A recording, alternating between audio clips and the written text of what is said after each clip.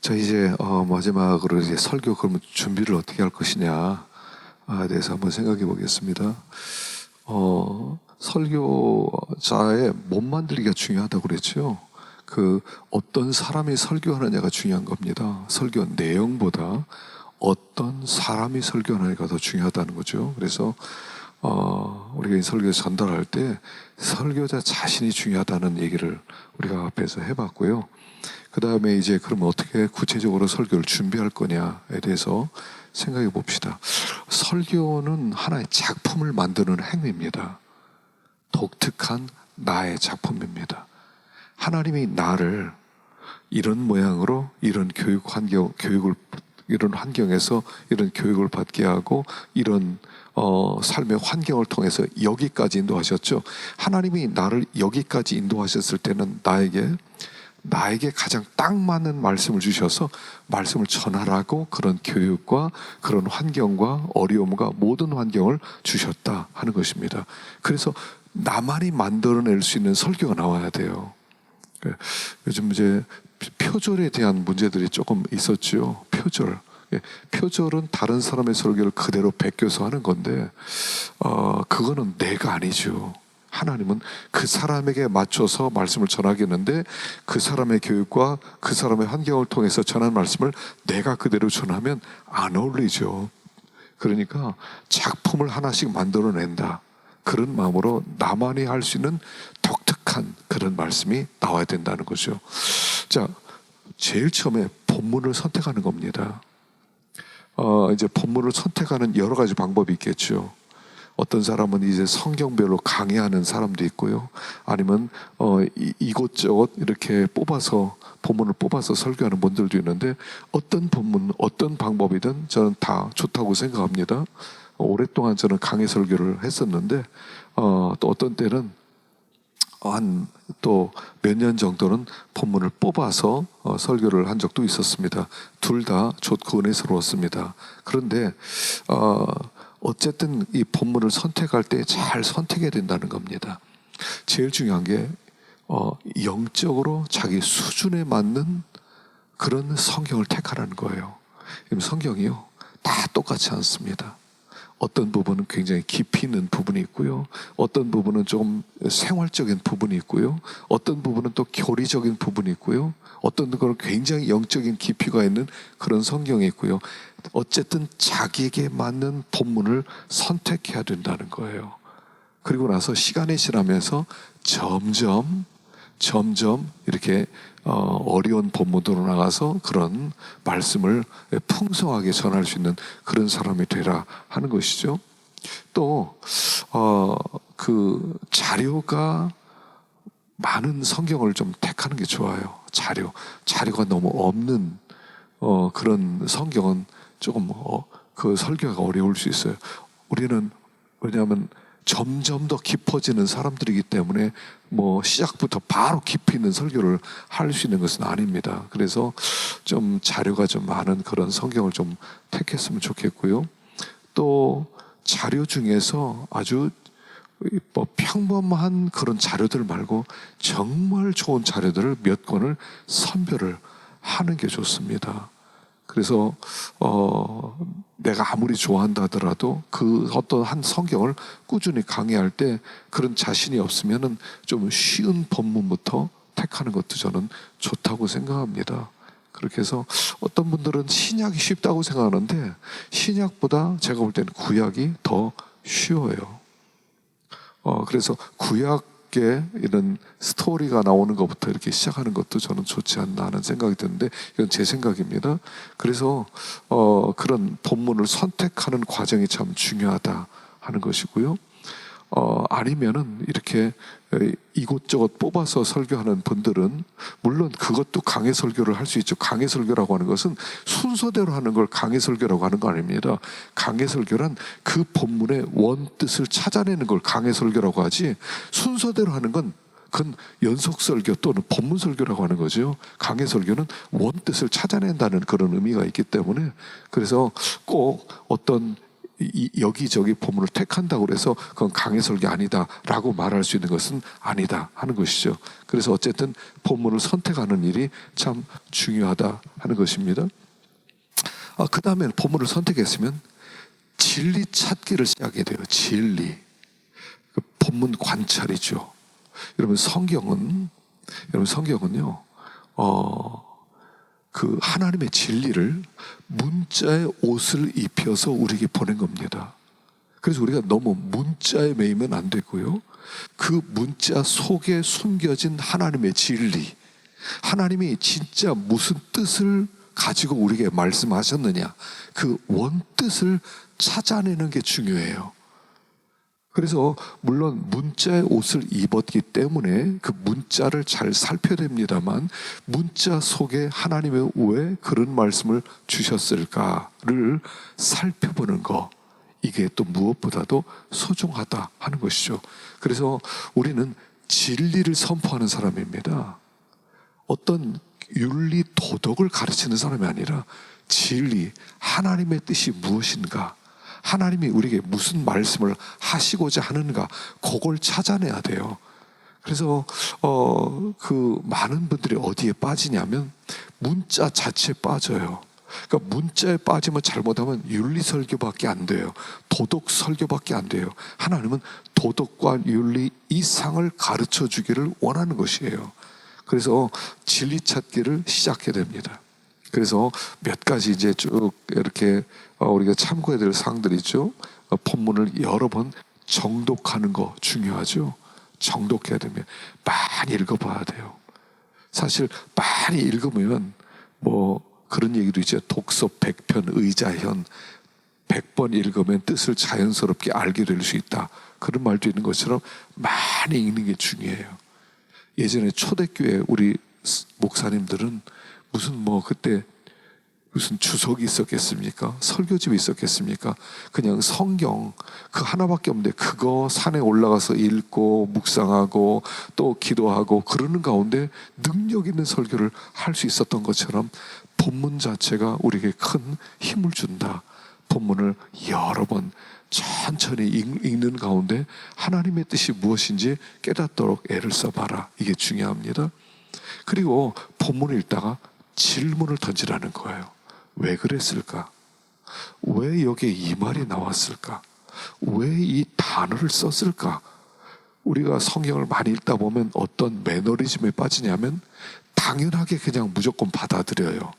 근데 여기 질문을 던지라는 것은 마치 처음 성경 읽는 사람처럼 성경을 읽어보라는 겁니다. 그랬을 때 이게 무슨 말이야? 왜 이런 단어를 썼어? 왜 이런 말을 했을까? 질문을 던지라는 거예요. 그 질문들을 쭉 기록을 해보세요. 그리고 질문에 답을 찾아보는 거예요.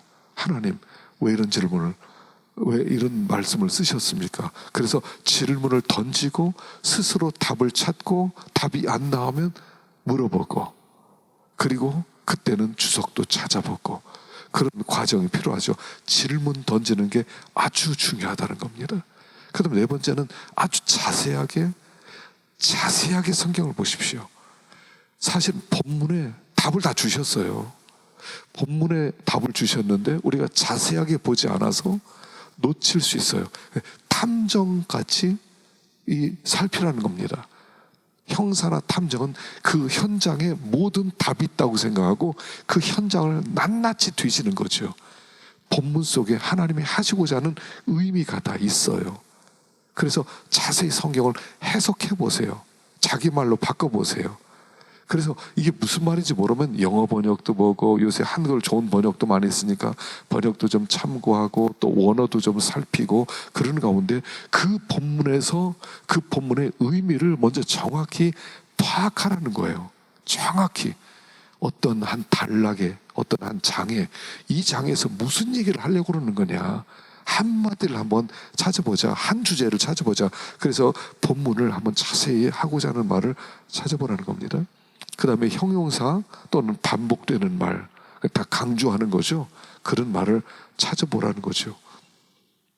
그 다음에 여섯 번째, 본문의 구조, 문장의 구조, 문맥 굉장히 중요하죠.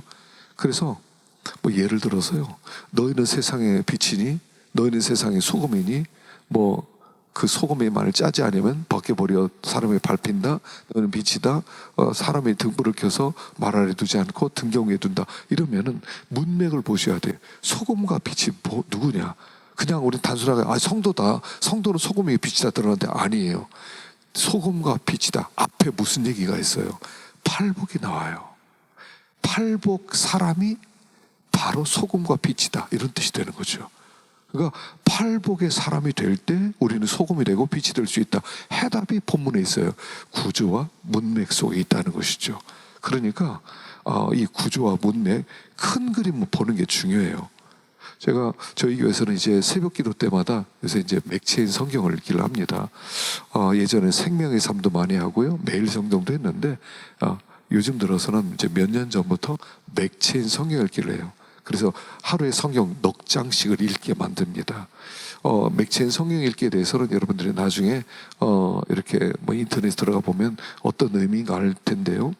맥체인 성경 읽기하면서 좋은 게 뭐냐면 큰 그림을 그릴 수 있다는 거예요. 생명의 삶의 약점은 뭐냐면 단락 속에 있는 말씀만 찾는 거예요. 단락 안에 한 10절 안에 메시지를 찾아내는 거예요. 근데 거기에 제일 큰 맹점은 앞뒤 문맥을 못 보는 거죠. 앞뒤 문맥을 봐야 이게 무슨 의미 더 정확하게 할 수 있는데 어떤 때는 문맥을 놓칠 수 있는 단점이 있더라고요.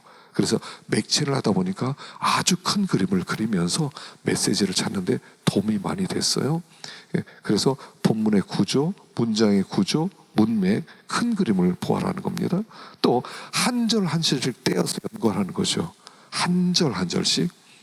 그 다음에 저자의 마음, 중요한 건요, 마음이에요. 성경은 평면에 기록되어 있어요. 평면에 기록되어 있다 보니까 이게 그 감정이 안 나타나요.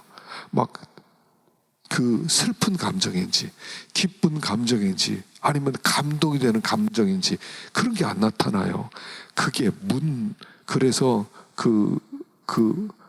문장 속에 숨겨졌어요. 문장 속에 그 칸과 칸, 줄과 줄 사이에 칸에 있는 그 저자의 마음을 알아야 돼요. 그리고 청중의 상황을 이해해야 돼요. 그러면 살아있는 말씀이 나오거든요. 그래서 문자에 너무 매이면 이 감정을 놓치게 돼요. 그러면 핵심되는 메시지를 놓칠 수가 있다는 거죠. 마음을 상상해 보라는 거죠. 그래서 여러분 강해 설교에서 이렇게 순서대로 가는 게 책별 강해 설교가 왜 좋으냐면 책별 강해 설교하면 저자의 마음을 알 수가 있어요.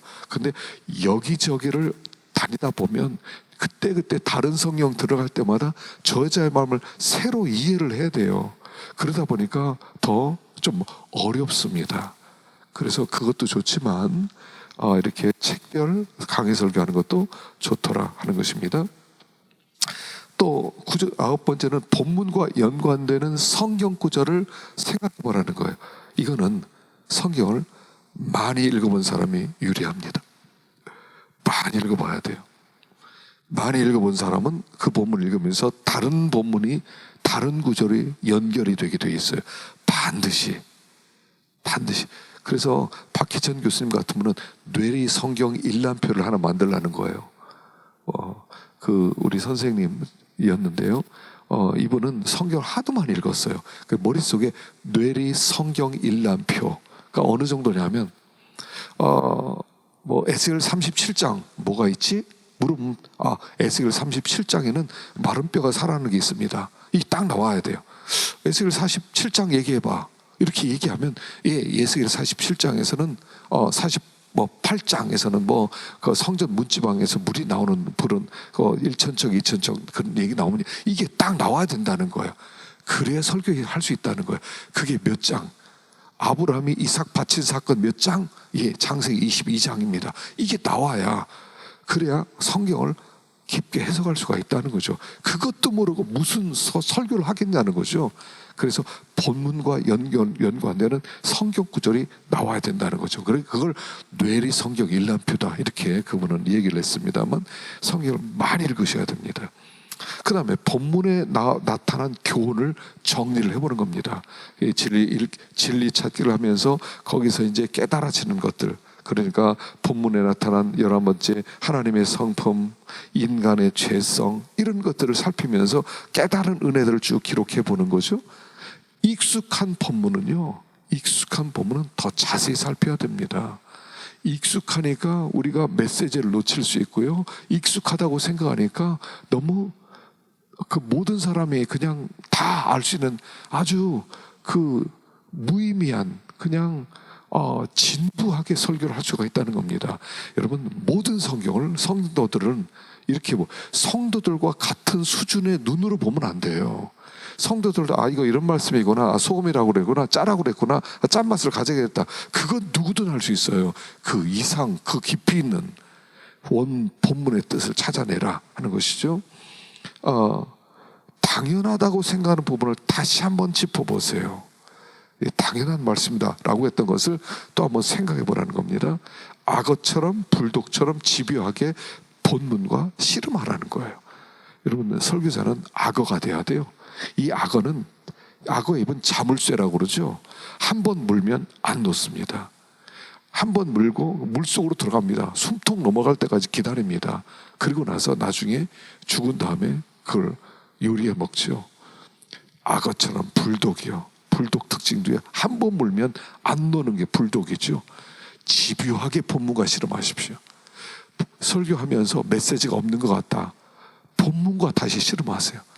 주석도 보고 설교집도 하는데 어떤 메시지가 없어요. 다시 본문으로 들어가세요. 본문 속에 다 있어요. 본문과 씨름하라는 것입니다. 그래서 이 두 번째 과정이 진리 찾기. 세 번째는 도움받기예요. 도움받기. 도움받는다는 건 뭐냐면 다른 사람이 설교한 해석들을 참고해 보는 거예요. 다른 사람이 어떻게 강해 설교했는지, 이런 부분들은 주석에서 뭐라고 했는지 도움을 한번 좀 받으십시오. 도움을 받죠. 여러분, 주석은 마치 뭐하고 똑같으냐면요, 설교집과 주석의 차이는, 설교집은 감정이 있어요. 주석은 감정이 없어요. 그렇기 때문에 내가 질문을 던지고 질문에 답을 주는 주석은 거의 없어요. 주석은 그냥 기계적이에요. 원어적으로 어떤 뜻이 있느냐, 어떤 상황이었느냐만 그런 정도 이야기죠. 거기서 정말 내가 알고 싶어하는 것은 잘 설명을 못 해주더라고요. 그래서 도움받기 하되 여러 강에서도 많이 보고 주석도 보지만 결국 하나님과 나와의 관계 속에서 해결해야 될 부분이 많이 있어요. 근데 어쨌든 이 도움받는 거, 그러니까 스승이 있으면 좋아요. 여러분들이 존경하는 스승이 정말 탁월하다고 생각하는 어떤 설교자, 탁월하다고 생각하는 그 어떤 선생님이 쓴 책들, 그런 책들을 참고하시면 아주 큰 도움을 받을 수 있어요. 결국 진리는 전수받는 거예요. 내가 스스로 깨달을 수도 있지만 배우셔야 돼요. 누군가 발견해 놓은, 나처럼 고민하고 씨름하는 가운데 그 본문의 내용을 알고 싶어서 엎드렸다가 하나 발견해서 기록해 놓은 거, 그런 거를 배우면요, 아주 많은 걸 배울 수 있고 쉽게 갈 수가 있다 하는 것이죠. 그래서 도움받기 필요합니다. 그리고 나서 이제 진리도 찾고 어떻게 내가 해야 될 메시지가 어느 정도 찼어요. 그럼 그때부터 네 번째는 대지를 나눕니다. 설교의 길을 정하십시오. 설교는 논리예요. 논리. 길이 있어야 돼요. 그래서 아무거나 얘기하는 게 아니에요. 원 포인트 설교해도 되고요, 3포인트 설교해도 돼요. 근데 길을 만들어야 돼요. 사람들의 머리는 논리적인 설교에 반응하게 돼 있어요. 논리성이 있어야 돼요. 그래서 A, B, C, D, 가, 나, 다라, 이게 있어야 돼요. 그래서 이 논리가 있으면 기억하기도 좋고 그 머릿속에 잘 들어오는데, 논리가 없으면 저 사람 무슨 얘기하는 거야 이렇게 되는 거예요. 그래서 어떤 논리, 그게 길이에요. 설교의 길을 만들어야 돼요. 그래서 계단을 만들어 놓는 거죠. 설교는 계단이 있어야 돼요. 원 포인트 설교한다 하더라도요, 그 원 포인트 한 메시지를 어떤 방법으로 설교할 것인가 계단을 만들어 놓는 게 좋아요. 그렇게 해서 길을 정해야 됩니다. 그 다음에 정했어요. 그러면 초고가 나오죠. 초고가 나옵니다. 그 초고가 첫 번째는 이런 얘기 해야 되겠다. 두 번째는 이런 말씀 해야 되겠다. 세 번째 이런 얘기를 해야 되겠다. 딱 대지가 나옵니다. 설교에 주실 길을 정합니다. 그리고 기도하러 들어가셔야 돼요. 원고가 나왔어요. 그러면 원고가 나오면 50% 완성된 거예요, 설교가. 그럼 100%가 아닙니다. 50%밖에 완성 안 됐어요. 이제부터 설교를 다듬는 과정이 50%예요. 설교를 어떻게 다듬냐면 원고를 컴퓨터를 뽑아서 기도하러 들어가셔야 돼요. 그리고 하나님 앞에 그대로 기도하세요. 하나님, 이번 주에 이런 설교를 전하려고 합니다. 하나님, 첫 번째 되지 이런 말씀을 전하고요, 두 번째 되지 이런 말씀을 전하고요, 세 번째 되지 이런 말씀을 전하려고 합니다. 그러면서 하나님 앞에 그대로 내가 쓴 원고를 하나님께 그 시연을 하는 거예요. 그게 묵상이에요. 그러면 그 묵상하다 보면 분명히 뭐가 생기냐면 논리에 맞지 않고 또 이게 그 필요 없는 말 부분들이 생겨요. 그러면 기도하는 가운데 원고를 고치세요. 이 얘기는 넣으면 안 되겠다. 이 얘기 대신에 이 얘기를 넣어야 되겠다. 또 기도하는 가운데 하나님이 어떤 말씀을 생각나게 하세요. 이 설교할 때는 이 본문을 여기 연결되어 있다. 그렇게 해서 하나님이 고쳐주세요. 저는 하나님의 그 수정 작업이라고 생각하거든요. 그러면 그 딱 기도 마치고 나서 다시 컴퓨터 앞에 앉아서요, 그 원고를 다시 교정하는 겁니다. 교정해요. 그래서 다시 만들어요. 그리고 프린트를 내요. 그리고 두 번째 또 기도하러 들어가세요. 하나님, 고쳤습니다. 자, 서론 부분에 이런 말씀 하려고 그러고요. 그 다음에 첫째 대지는 주님이 말씀한 대로 이렇게 얘기하고 이런 얘기 들어가고요. 그런 가운데 하나님 어떤 때는 생각지도 않았던 예화가 생각나게 만들고요, 생각지도 않았던 사건이 생각나게 만들고요. 하나님이 해주시는 거예요. 그리고 나서 두 번 정도 수정을 해주시면 다시 들어가세요. 기도하면서 수정한 것을 다시 컴퓨터로 다시 작업해서 또 고치는 거예요. 그 작업을 몇 번을 하셔야 돼요. 몇 번을. 그 작업하는 가운데 이미 설교가 내 머릿속에 들어와 있어요. 이미 머릿속에 설교 들어와서 무슨 설교할 것인가가 나와 있어요. 그리고 나서 마지막으로 저는 마지막 부분은 주일날 새벽에 들어갑니다. 저희 교회는 주일날 새벽기도를 제가 안 드려요. 왜냐하면 주일날에는 내가 전해야 될 말씀을 더 묵상해야 되기 때문에 절대로 주일날 새벽기도를 저는 쉬어본 적이 없어요. 왜냐하면 마지막 설교를 제가 다듬질하는 시간이 곧 새벽기도거든요. 그래서 그 새벽기도가 굉장히 중요한 시간이에요. 한 번도 빠져본 적이 없어요. 마지막 원고입니다. 아무리 잘 준비됐어도 주일날 새벽에 또 기도하는 겁니다. 하나님, 오늘 이런 말씀을 전하라고 해서 이런 말씀을 전하겠습니다. 이런 말씀 이렇게 해서 이렇게 전하겠습니다. 그러는 가운데요, 또 하나님의 마지막 교정 또 시켜주세요. 그리고 나서 원고가 나와요. 그리고 저 요약 원고를 제가 방송실로 넘기면 PPT로 만들고요, 또 교인들에게 그렇게 프린트를 해서 나눠주고요. 그게 주일날 새벽기도 마치면 새벽 6시쯤에 나와요. 그럼 우리 전도사님이 아침에 그걸 복사를 합니다. 저는 꼭 새벽에 결론이 나와요. 어떤 분들은 뭐 토요일까지 하고 그러는데 저는 그게 습관이 되었습니다. 습관이 되어서. 근데 제일 중요한 것은 하나님이 오케이 해주셔야 돼요. 하나님이 도장 찍어주셔야 돼요. 그러면 그때 이게 묵상이 잘 되면 담대해지기 시작해요. 설교 시간이 막 기다려지기 시작해요. 막 설교하고 싶어요. 그래서 설교를 하는 가운데 생각지도 않은 성령의 감동이 찾아와요. 그런데 내가 원고를 가지고 올라가는데 한 번도 원고를 본 적은 없어요. 원고 볼 필요도 없죠. 벌써 이미 많은 묵상이 됐는데 원고 뭐하러 봐요. 원고 볼 필요도 없죠. 원고 어떤 날은 그 원고 가져가는 것도 잊어버려요. 근데 관계없어요. 원고 없으면 어떻습니까? 제가 이미 다 알고 있는데, 기도하는 가운데 이미 내 것이 됐는데, 그러는 가운데 작품이 나오는 거예요.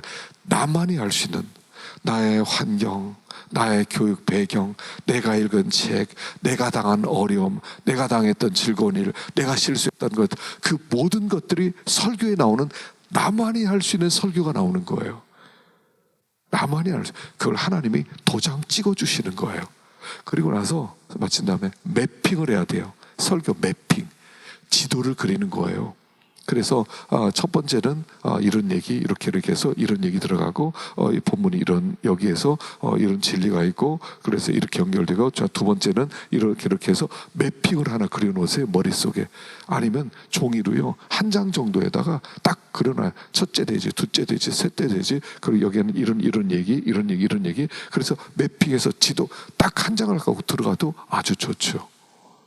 그렇게 됐을 때 성령이 120% 역사해 주세요. 저는 제 설교가 언제가 잘했다고 생각이 드냐면 내가 원고한 대로 그대로 했어요. 100% 다 했어요. 그러면 A 제로예요. 그런데 내가 준비한 그 이상의 성령이 임재하셔서 생각지도 않은 그런 이 말씀이 막 나왔어요. 120%가 나왔어요. 그럼 A 플러스예요. 그게 진짜 설교예요. 내가 준비하지 않은 것도 그 시간에 하나님이 임재하셔서 함께 역사해 주실 때 놀라운, 그때 성도들에게 큰 감화가 돼요. 큰 은혜가 임하게 돼 있어요. 그래서 제일 중요한 것은 바로 이겁니다. 그래서 여기 지금 제가 묵상하기도 하라, 또 설교 원고 작성해라, 원고 붙들고 기도하면서 요약 원고해라, 그 매핑이죠. 그래서 강단에서 설교 전에 다시, 그러니까 설교하기 전에 또 한 10분 정도 또 기도하죠. 10분에 기도할 때 또 세 가지 대제를 또 얘기하는 거예요. 자, 그런데 여기 한 가지 중요한 사실, 설교에 중요한 게 있어요. what과 how를 잘 연결시키라는 겁니다. 설교는 하나님이 이것, 하나님의 뜻이 있어요. 이 말씀이구나. 와, 놀랍다. 할 때 원리예요. 그건 what이에요. 근데 문제는 그럼 우리의 삶에 어떻게 how 적용시킬 것인가? 그 적용시키는 이야기가 중요한 겁니다. 어떻게 적용시킬 것인가? 그래서 그 이 how가 중요한데 이 how를 위해서 우리가 필요한 게 뭐냐면 이 how가 성도들의 환경, 이 시대의 흐름, 이런 것들을 what을 how로 연결시킬 때 그걸 만나야 돼. 그때 필요한 게 뭐냐면 인문학이에요. 인문학. 그럼 제가 인문학 얘기하니까 뭐 어떤 사람들 이걸 이해를 못하더만, 인문학은 인본주의가 아니에요. 인문학은 문사철이잖아요. 문학, 역사, 철학이잖아요. 역사예요. 역사 흐름에 이런 이야기, 스토리들이 있어요. 문학에 어떤 이야기가 있어요. 철학에 어떤 사상이 있어요. 다 이것은 뭐냐면 인간이 살아가는 것에서 나온 얘기예요. 근데 이 인문학 책을 많이 보다 보면 무슨 일이 벌어지냐면 what을 how로 연결시키는데 굉장한 도움을 받을 수가 있어요. what을, 하나님의 진리를 삶의 현장 속에 사는 사람들에게 줘야 되는데 그들에게 이해할 수 있는 단어로, 이해할 수 있는 스토리로 바꿔야 돼요. 그때 필요한 게 인문학이에요.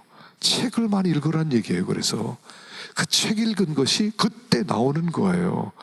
그래서 어떤 책에 이렇게 나왔는데 이렇게 연결된다, 이렇게 될 수가 있어요. 그래서 인문학은 뭐 철학을 기본으로 삼아라, 뭐 역사에서 뭐 배워라, 뭐 이런 게 아니라 우리가 딜리버리, 전달할 때 필요한 도구가 인문학이다 하는 거예요. 그래서 신문도 많이 봐야 되고요, 베스트셀러도 좀 봐야 되고요, 인문학 책도 좀 봐야 되고요. 그래서 그 시대에 필요한 그런 뭐 신문 스크랩도 좀 필요하고요. 예전에 저는 신문 스크랩을 굉장히 많이 해놨어요. 한 10권 정도. 좋은 얘기 들으면 다 오려가지고 스크랩을 만들었어요. 지금 제가 아직도 좀 그걸 가지고 있는데 가끔씩 읽어보면 굉장히 그런 좋은 이야기들이 참 많이 있어요. 주변에 일어나는 일에 관심을 좀 가지고요, 그런 주는 교훈들을 좀 생각해보고 하라는 것입니다. 그래서 설교를 준비하고 그렇게 하시되 마지막으로 잠깐 짧게 그 설교 전달 시 주의할 점이 있습니다. 주의할 점이, 여러분 설교 시간은요 하나님이 말씀하는 시간이에요. 내 감정이나 내 그 기분을 함부로 말하면 안 돼요. 정치적인 이야기 하지 마세요. 할 수 있으면 부정적인 표현보다 긍정적인 표현을 좀 하세요. 그리고 한 사람에게 초점을 맞춰서 내가 그 사람을 공격한다, 이렇게 설교하지 마세요. 또 자기를 변명하는 설교하지 마세요. 여러분, 교인을 무시하고 설교하지 마세요. 설교는, 교회는 사람의 존귀함을 발견하게 만들어주는 거예요. 무시하지 마세요. 또 웃기기 위해서 너무 애쓰지 마세요. 안 웃겨도 괜찮아요. 음담패설 나오지 않게 하세요. 때때로 자기 노출하죠. 네, 부족했습니다. 옛날에 이랬습니다. 좋아요. 과도하게 하지 마세요. 10번째는 말씀을 전할 때 말을 분명하게, 발음을 좀 분명하게 하세요. 11번째는 자랑하지 마세요. 특별히 여행 갔다 온 자랑, 옛날에 어디 갔다 왔는데요, 뭐 이런 거지. 지식 자랑, 책 읽은 자랑, 돈 자랑, 학벌 자랑, 자랑하지 마세요. 욕하지 마세요. 시간을 맨날 시간 보면서 하지 마세요. 설교에 군더더기 없이 내 이야기 많이 하지 말고 사담을 피하고 핵심되는 메시지만 딱 얘기하세요. 청중 전체를 보고 설교하세요. 불필요한 성경 구절 너무 많이 나열하지 마세요. 계속 연구하십시오. 우리가 하나님을 대신하여 강단에 서 있다는 것을 알고 최선을 다해서 하나님 메시지를 증거할 때 모든 성도들에게 그 은혜와 도움이 될 줄로 믿습니다. 자, 수고하셨습니다.